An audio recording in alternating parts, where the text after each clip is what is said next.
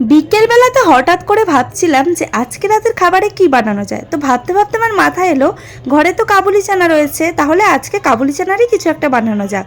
তো আমি সেই মতোই বিকালবেলাতেই কাবুলি চানাটা ভিজিয়ে রেখে দিলাম। 4-5 ঘন্টার মধ্যে আমার কাবুলি চানা ভিজে যাবে, যেহেতু আমি অনেকটা রাতেই খাবার বানাই। তারপরে আবার ভাবলাম যে ঘরে তো আমার সিমুইও রয়েছে, সাথে রয়েছে বাংলাদেশি খেজুরের গুড়।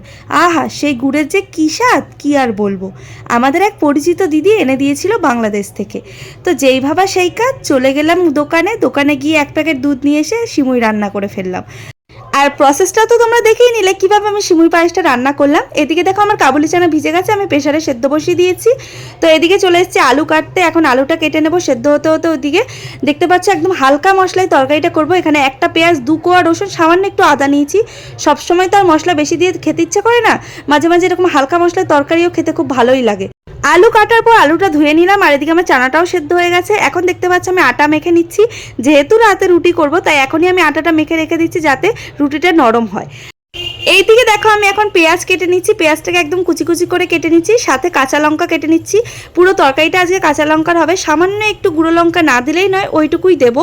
তার সাথে দেখো এখন টমেটোটাকেও কুচি কুচি করে কেটে নিচ্ছি, আর আদা রসুনটাকে গ্রেট করে নিচ্ছি।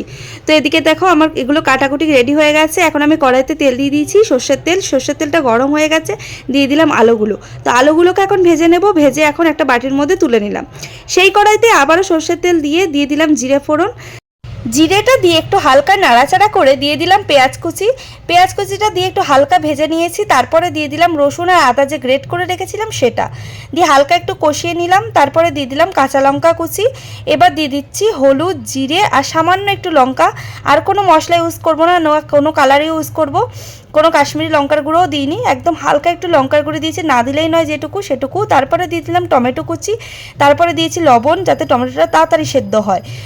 এবার দিয়ে দিলাম আলুটা দিয়ে একটুখানি কষিয়ে নিয়ে তারপরে দিয়ে দিলাম চানাটা দিয়ে আবারও একটুখানি ভালো করে কষিয়ে নিয়ে দিয়ে দিলাম গরম জল দেওয়ার পর দেখতে পাচ্ছ তরকারিটা ফুটে এসছে। তো তরকারিটা নামিয়ে নিয়ে দিয়ে দিলাম গরম মশলা গুঁড়ো, আর একটা ভাজা মশলা দিয়েছি যেটা আমি শুকনো খোলায় ভেজেছি, শুকনো লঙ্কা, ধনে, জিরে আর হচ্ছে মৌরি। তো সেই ভাজা মশলাটা দিয়ে দিলাম। তারপর দেখো এদিকে চলে এসেছি এখন রুটি করতে। রুটিটা বেলে নিয়েছি, বেলে নেওয়ার পর এখন দেখো রুটিটা সেঁকে নেব। এরকম করে সমস্ত রুটিগুলো আমি করে নিচ্ছি পরপর করে। তা এদিকে রুটি করতে করতে দেখে আমার বরমশাই এসে হাজির। এখন বরমশাইয়ের জন্য প্লেটটা সুন্দর করে সাজিয়ে নেব। তো প্রথমেই দিয়ে দিলাম আমি রুটি, তারপরে দিয়ে দিচ্ছি হচ্ছে কাবুলি চানার তরকারিটা, এবার দিয়ে দিচ্ছি হচ্ছে সিমুই পায়েসটা। তো এই সিম্পল ডিনারটা তোমাদের আজকে কেমন লাগলো অবশ্যই কমেন্টে জানিও। তোমরাও চাইলে বাড়িতে এরকম সিম্পল ডিনার বানিয়ে ফেলতে পারো, খুবই ভালো লাগবে। তো ভালো লাগলে একটা লাইক করে দিও। ধন্যবাদ।